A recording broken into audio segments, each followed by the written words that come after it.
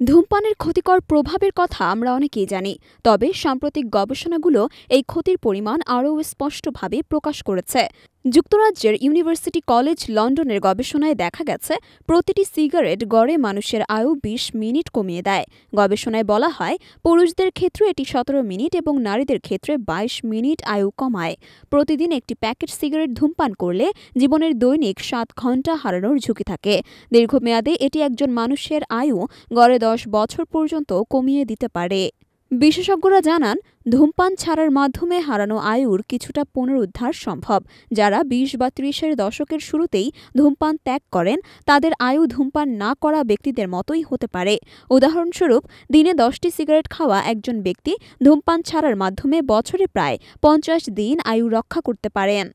গবেষণায় আরও উঠে এসেছে, ধূমপান শুধু আয়ু কমায় না, এটি শরীরের প্রতিরোধ ক্ষমতা দুর্বল করে দেয় এবং সংক্রমণ, ক্যান্সার ও অটো ইমিউন রোগের ঝুঁকি বাড়ায়। ধূমপান বন্ধ করার সঙ্গে সঙ্গে শরীর পুনরুদ্ধারের প্রক্রিয়া শুরু হয়, তবে পুরোপুরি স্বাভাবিক অবস্থায় ফিরতে কয়েক বছর সময় লেগে যায়। গবেষণার প্রধান লেখক ড.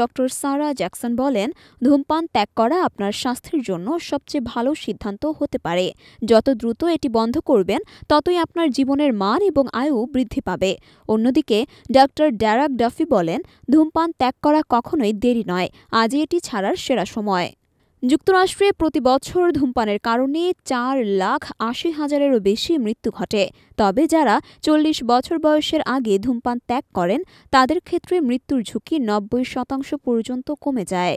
ধূমপান শুধু আয়ু কমায় না, এটি জীবনের গুণগত মানও নষ্ট করে। তাই স্বাস্থ্যের উন্নতিতে এবং দীর্ঘায়ু নিশ্চিত করতে ধূমপান ত্যাগের গুরুত্ব অপরিসীম।